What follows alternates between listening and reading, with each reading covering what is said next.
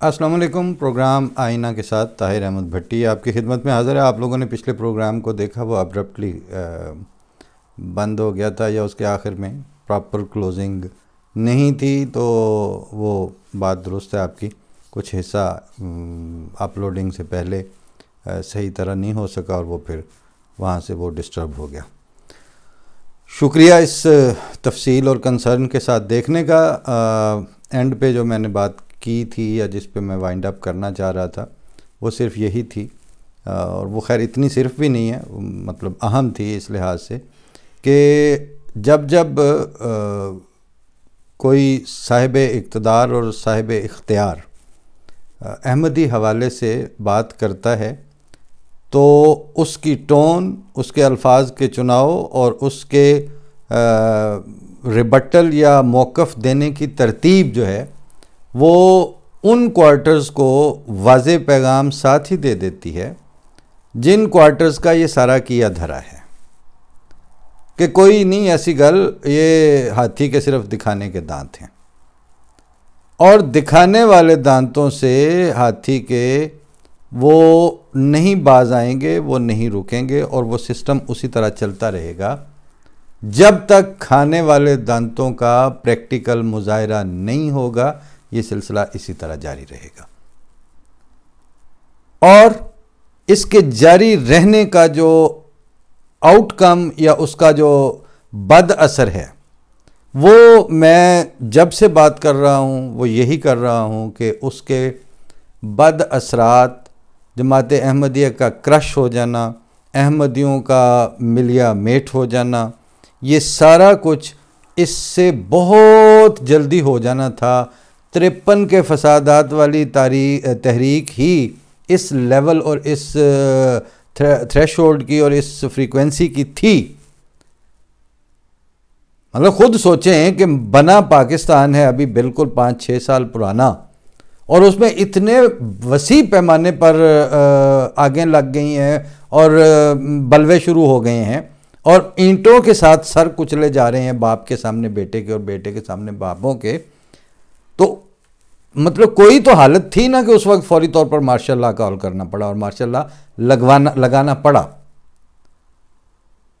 وہی تحریک کافی تھی۔ اگر یہ جو میسج ہے احمدیت کو کرش کرنے والوں کے لیے، وہ صرف یہ ہے کہ بھائی یہ تو اب تو بہت کچھ ہو چکا ہے،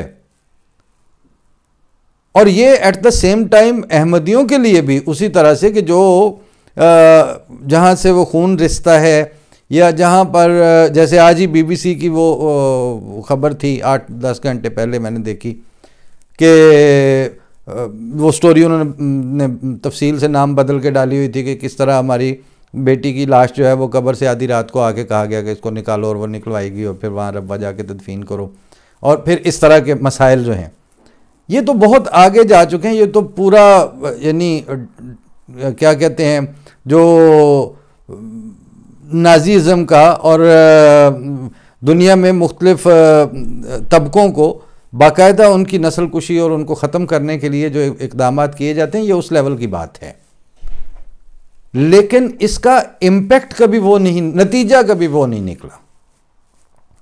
یہ ہے اصل بات۔ اس کا آدھا چوتھا حصہ، 10واں 100واں حصہ انسانوں کے طبقوں کے ساتھ کیا جاتا ہے تو وہ صفحہ ہستی سے مٹا دیے جاتے ہیں، وہ مٹ جاتے ہیں۔ جب سازشیں اور ایکے کیے جاتے ہیں اور پورے گٹھ جوڑ کے ساتھ فیصلہ کر لیا جاتا ہے، تو ابھی آپ دیکھ رہے ہیں نا کہ جسٹ چند مہینے پہلے اتنی بڑی سیاسی طاقت، اور اب کوئی جیل میں کوئی بھاگ گیا، کسی کو بچے اندر، کسی کے بیوی اندر، کسی کے بہنیں اندر۔ یہ سارا کچھ جو ہے وہ احمدیوں کے ساتھ بہت پہلے ہو چکا ہونا تھا۔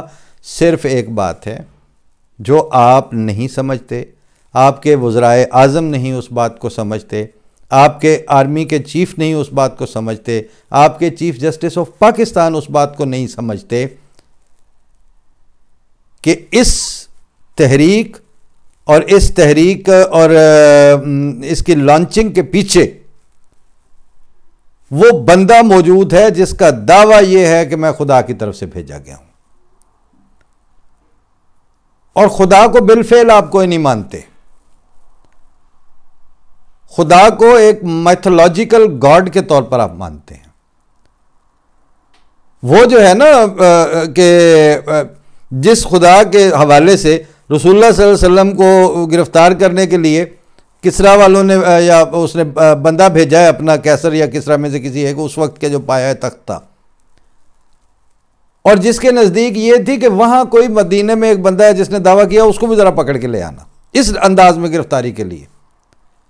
اور اس پیغامبر کو یہ کہنا کہ اس کو کہو رکے میں کل بتاؤں گا. پھر اگلے دن فرمایا کہ نہیں، اس کو کہو رکو میں کل بتاتا ہوں. اور پھر جب اللہ تعالیٰ نے بتایا تو فرمایا جاؤ تمہارے خدا کو میرے خدا نے مار دیا ہے.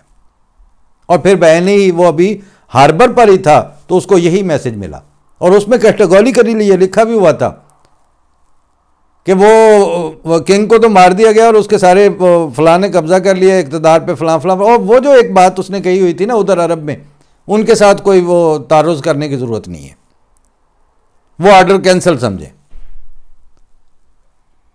اس وقت اگر احمدیت کی جڑ میں، احمدیت کے لانچنگ میں وہ دعوے دار موجود ہے، اسی کی تو وجہ سے سارے مسئلے کھڑے ہوئے ہیں آپ کے لیے، آپ کے ساتھ. آپ کے حلق سے نبوت نہیں اترتی اور ہمارے حلق سے آپ نہیں اترتے. That's it. اتنی سی بات ہے. نبوت کو آپ کڑوا تما سمجھتے ہیں اور ہم آپ کی دانشوری کو اپنے لیے مہلک سمجھتے ہیں، اور آپ کی ہلاکت خیزیوں کے جتنے آپ مختلف پیٹرن بناتے ہیں، جس طرح کے آپ مختلف اس کے لیے بنا کے گھڑ کے لاتے ہیں آئین اور قانون اور آرڈیننس اور اس طرح کی شکیں، ان کی ہمیں اس لیے پرواہ نہیں ہے کہ اگر تو یہ خدا تعالیٰ کے ہاتھ کا لگایا ہوا پودا ہے تو آپ کی جرت کیا ہے کہ آپ اس کو اکھاڑ کے پھینک سکیں. اور اگر یہ خدا کے ہاتھ کا پودا نہیں ہے تو جتنی آپ محنت کر چکے ہیں اس کے 100ویں حصے بھی اس کی کلا کما کرنے کے لیے کافی تھا، نہیں ہو سکا. اب آئیں اس کے دوسرے امپیکٹس کی طرف. اس کا امپیکٹ یہ آیا ہے کہ اس کے نتیجے میں احمدی اور احمدیت کمزور نہیں ہوئی، پاکستان کی ریاست کمزور ہوئی ہے. پاکستان کے حکومت کے جو ہیڈ آف دا گورنمنٹ اور ہیڈ آف دا اسٹیٹس ہوتے ہیں وہ کمزور ہوئے ہیں، اور اس کے نتیجے میں آپ لوگوں کو ایک ایسا امتیازی رویہ ریاستی سطح پر ڈیولپ کرنا پڑا ہے کہ اس امتیازی رویے کے ساتھ آپ انٹرنیشنلی اپنا منہ دینے کے قابل نہیں بچے. اور اس ملا نے جس کی تحریکوں اور جس کے شور و غوغا اور جس کی یاوہوتیوں کے نتیجے میں آپ نے یہ سارے آئین بنائے تھے، جس کی ریاستوں اور سیاستوں کے پیراڈائم میں اجازت ہی نہیں ہے، اس کی پروویژن ہی نہیں ہوتی.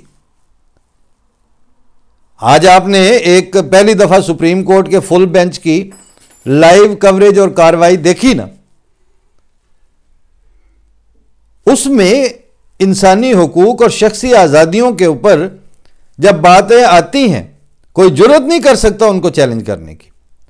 اور وہ فل بینچ کی ہیئرنگ جو ہے وہ اپنی ان آزادیوں اور اپنی ایون عدلیہ کی آزادی ہو یا عام انسان کی شخصی آزادی ہو یا عدلیہ کا پارلیمنٹ اور انتظامیہ سے الگ اور انڈیپینڈنٹ حیثیت رکھنا ہو، ان ساری چیزوں کی جو سندیں تھیں وہ کہاں سے لے کے آ رہے تھے؟ British government, U S government, India کی حکومت. کیونکہ آپ اس ماڈرن سٹیٹ کے کانسیپٹ کے ساتھ آپ کسی طرح بھی اپنے آپ کو بوتل اور جزیرے میں کٹ کے دنیا سے آپ اپنا کوئی تشخص جو ہے وہ اسٹیبلش نہیں کر سکتے. اور آپ کو اپنی اس سیاسی اور ریاستی مجبوری کا پتہ ہے، لیکن اس سانپ نے جس کو آپ نے، وہ انگریزی کا محاورہ ہی ہے اور وہ اکثر استعمال کرتے ہیں سیاستدان ویسٹ کے، کہ وہ کہتے ہیں کہ اگر آپ سانپوں کو اس لحاظ سے چھوڑ دیں گے کہ وہ دوسرے ہمسائے کے بیک یارڈ میں آپ چھوڑیں گے تو اس میں کوئی گارنٹی نہیں ہے کہ وہ آپ کے بچوں کو کھیلتے ہوئے نہیں کاٹیں گے. اب وہ سانپ آپ کو کاٹ رہے ہیں، اور ان سانپوں کا زہریلا پن ہے جو اب معاشرے میں اس حد تک سرایت کر چکا ہے کہ وزیر اعظم سے بڑھ کر آپ کی اسٹیٹ کے پاس کون سا حکومت کے پاس عہدہ ہوتا ہے؟ تو وہ وزیر اعظم، میں نے پچھلی دفعہ جو پروگرام میں بات کی تھی وہ یہی کی تھی کہ لسٹ ہے پوری. شوکت عزیز کو میں نے خود سنا اظہار وجوہ ٹیلی ویژن پر بیٹھ کے دیتے ہوئے.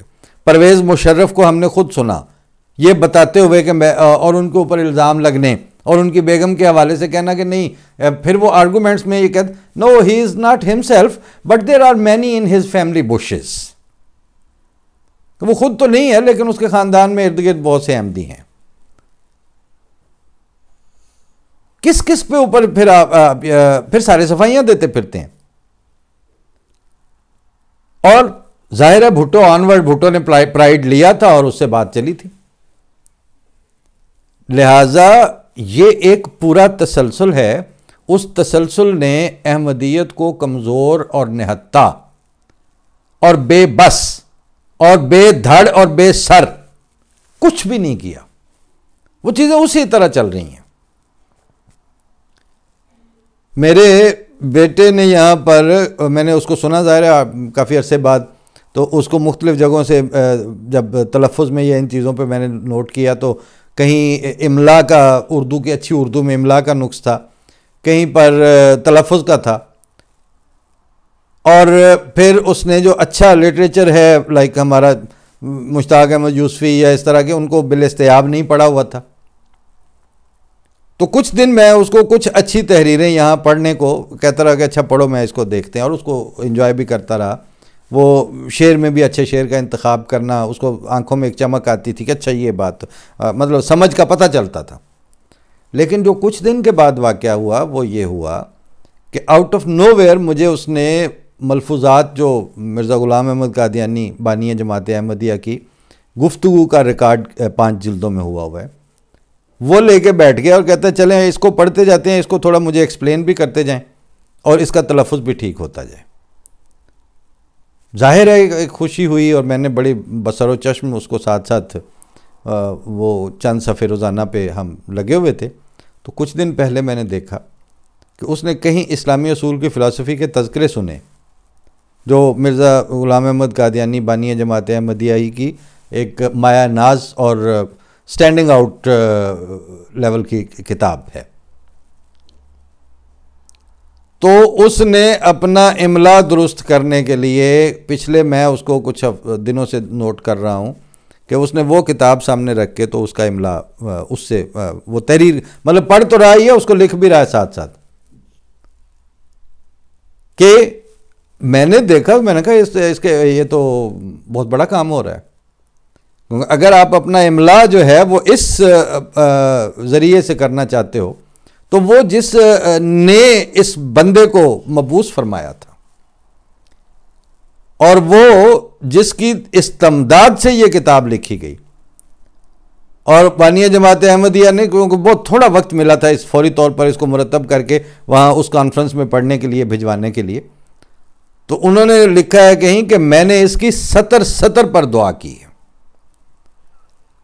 اب جن لوگوں کو دعا، خدا اور اس طرح کے جو اس کے سلوک ہیں اللہ تعالیٰ کے اور دعا کے نتیجے میں ان کا پتہ ہے، وہ جانتے ہیں کہ کہاں کتاب کو اور ان ملفوظات کو اب 150 سال سے اوپر ہونے کو آئے، اور کہاں 150 سال کے بعد کی نسل جو ہے وہ اپنا تعلق خاطر نہیں توڑ پائی اس سے. وہ جینیٹیکلی وہ تعلق ان کے ساتھ اسی طرح آگے سفر کرتا جا رہا ہے. شعر یاد آ گیا، ذرا سن لیجئے. سلیم کوثر نے لکھا کہ صرف زندہ کی حکایت ہی پہ معمور نہیں، ایک تاریخ سفر کرتی ہے زنجیر کے ساتھ. وہ جو آئے تھے بڑی حسرت و حشمت و جاگیر کے ساتھ، کیسے چپ چاپ کھڑے ہیں تیری تصویر کے ساتھ. تو بات یہ ہے کہ جب جینیٹیکلی اس بندے کی قبولیت اللہ تعالیٰ کے فضل سے نسلاً بعد نسلاً سرایت اور سروائیو کر رہی ہے، آپ کی ان واحیاتیوں سے کیا اثر پڑنا ہے؟ کچھ بھی نہیں ہونا. لیکن آپ کو ڈیکلائن اور بیک فٹ پہ جاتے جاتے اب آپ اس لیول پہ پہنچ گئے ہیں کہ آپ کا کوئی وزیر اعظم اس جینوئن پولیٹیکل سوشل اور ہیومن رائٹ ایشو کے اوپر راسخ العقیدگی کی چھتری تانے بغیر گفتگو نہیں کر سکتا. یہ آپ کو نقصان پہنچا ہے. ہم تو وہیں کھڑے ہیں. یا تو ہو نا کہ 150 سال یا 130 سال میں، یا چلیے باقی سارا چھوڑ دیں، 53 آنورڈ آپ کے سارے فسادات اور قانون سازیوں کے نتیجے میں احمدیوں نے 10 شرائط بیعت میں سے 9 کر لی ہوں، وہ آپ ایک پہ بھی کمپرومائز کر لیا ہو. وہ تو کوئی نہیں کیا. بیک فٹ پہ آپ گئے ہیں، اور آپ کو اپنی سروائیول کے لیے اور اپنے ارباب اختیار کے فرنٹ فٹ پہ آ کر دونوں پیروں پہ کھڑے ہو کے حکومت کرنے کے لیے اب یہ ضروری ہے کہ آپ اس درندے کو خود نتھ ماریں. آپ اس سانپ کے جو زہریلے دانت ہیں یہ اب آپ کو خود کھینچنے پڑیں گے. ہمارے اوپر آپ نے آزما لیا یہ زہر، اس کا اثر نہیں ہوا. اب میں اینڈ میں صرف یہ بتا دوں کہ یہ چیزیں کوئی روز ہونے والی ہیں، یہ ایک دن کا واقعہ نہیں ہے. مجھے لہجے اور اس چیزوں کے اوپر کہا بھی جاتا ہے، وقتاً فوقتاً خیال بھی آ جاتا ہے، خود بھی بندہ سوچتا ہے، لیکن پھر میں وہ غالب کا شعر ہے، اکثر پہلے بھی سنایا ہوگا کہ رکھیو غالب مجھے اس تلخ نوائی میں معاف، آج کچھ درد میرے دل میں سوا ہوتا ہے. جب انسان اپنی آنکھوں کے سامنے یہ سارا کچھ دیکھ رہا ہے. ہم یہاں سے دودھ کہیں سے یہ ساتھ ہی ایک فارم ہاؤس ہے، وہاں سے دودھ کی وہ بھر کے لے آتے ہیں اور ہفتے کے لیے کافی ہو جاتا ہے، بالکل فریش دودھ. تو اس حوالے سے جب آ رہے تھے واپسی پہ، تو دودھ اور چیزیں اور کھانے پینے کی اشیاء، ان چیزوں کی پاکستان میں قیمتوں کے حوالے سے بات ہو رہی تھی. تو بیٹی میری کہتی ہے کہ وہاں پر دودھی اس نے ٹھیک نہیں کہا، کہتے دودھی کو، اب دودھی تو کوئی لفظ نہیں ہوتا، لیکن بہرحال دودھی وہاں دودھ دینے آتے ہیں جو، تو کہتے ہیں دودھی کو اگر 5,000 روپے نہ دیے جائیں تو اس کو روکنا پڑتا ہے. جن لوگ، ایسا طبقہ وہاں پہ موجود ہے، اور پھر وہ بچے دودھ نہیں پی سکتے. اور یہی حال انڈے کا، گوشت کا، اس طرح کی ساری ضروریات زندگی کا ہے. اور بدترین بلکہ بد نصیبی کی اخیر یہ ہے کہ ایسی مٹی اور ایسے موسم، ایسی زرخیزی کہ جس میں چائنا آ کے وہ جگہ ٹھیکے پہ، مطلب ہمارے علاقے میں چائنا نے ٹھیکے پہ وہاں پہ 15 سال کی لیز پہ 100 ایکڑ لے کے، تو اب وہاں پر وہ کیا ہو رہا ہے، لائف سٹاک اور دودھ دینے والے اور وہ چیزیں جو ہیں، ڈیری اور یہ فارمنگ ہو رہی ہے. کر کون رہا ہے؟ چائنا. کس خطے میں کر رہا ہے؟ وہ خطہ جو صدیوں سے ہمارا ہے. اس میں انویسٹمنٹ، یہ آپ کے جو وزرائے عظام ہیں وہ مشائخ اور شیوخ اور تصوف کے بزرگوں کے ساتھ مل کے اگر نہ کھا گئے ہوتے اور نہ لوٹ گئے ہوتے اس ملک کو، تو وہاں ایسی بھوک پڑنی تھی. حالت یہ تھی کہ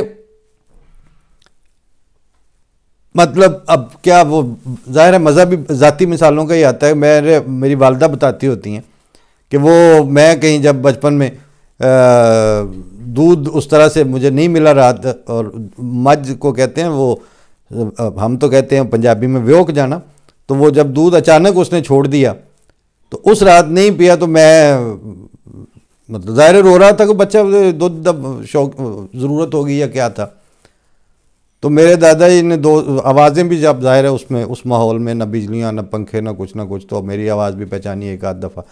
پوچھا کہ کیوں رو رہے، کہتے دودھ دی وجہ تو رو رہے.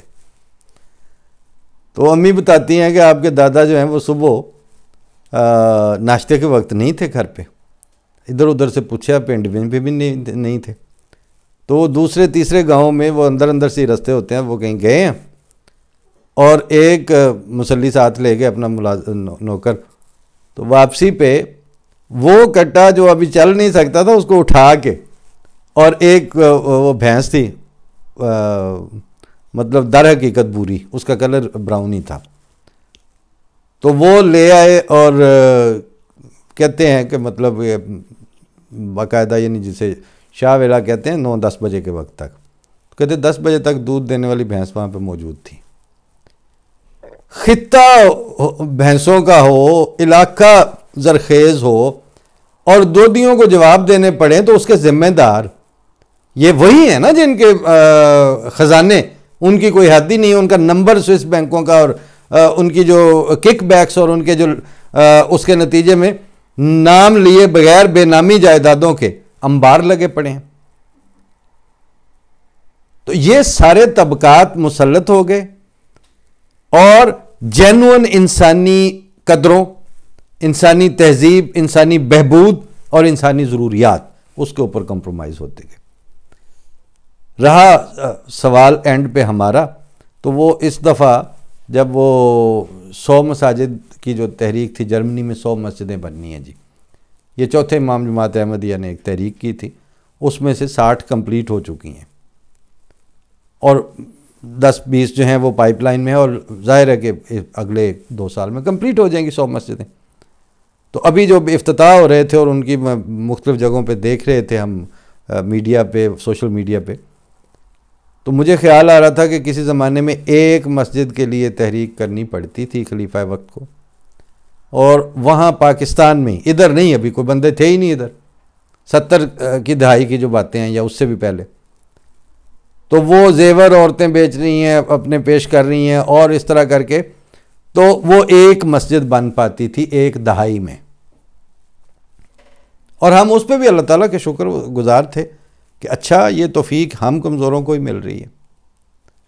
اب کیا ہو رہا ہے، ایک ڈیکیڈ میں 100 2 ڈیکیڈز میں 100 مسجدیں پورا جرمنی. اب آپ ذرا شہروں کو جس وقت وہ بنی ہوں تو آپ جرمنی کے جیوگرافیکل نقشے کے اوپر اس کو ذرا پن پوائنٹ کرتے جائیں ان جگہوں کو، تو نیٹ ورکنگ تو پوری ہوئی نا. اس نیٹ ورکنگ کے عالم میں بیک ہوم کس طرح کا جھوٹ بولا جا رہا ہے، کس طرح کی اگنورینس کو پروموٹ کیا جا رہا ہے، یہ کل میری ایک قائد اعظم یونیورسٹی کے ریٹائرڈ پروفیسر صاحب سے گفتگو ہوتی رہی، اور وہ کس اگنورینس اور کس طرح کے یعنی جھوٹ سے ملتی ہوئی اگنورینس کا ہمارے حوالے سے شکار تھے. وہ ترتیب وائز جو ہے وہ ساری تفصیل وہ میں انشاءاللہ اب آپ کو اگلے پروگرام میں پیش کروں گا. فی الحال اجازت دیں، یہی تھوڑی سی میں ہے اور یہی چھوٹا سا پیمانہ. میرے پاس تو کچھ اس طرح کی پھولے پھوڑنے والی گفتگویں ہوتی ہیں جس میں کہیں تہ آب درد اور دکھ بھی پایا جا رہا ہوتا ہے، اور کہیں سطح کے اوپر آپ کو تلخی بھی محسوس ہو جاتی ہے. ہر دو کے اوپر ہی میں بے اختیار ہوں. فی امان اللہ. اللہ حافظ و ناصر.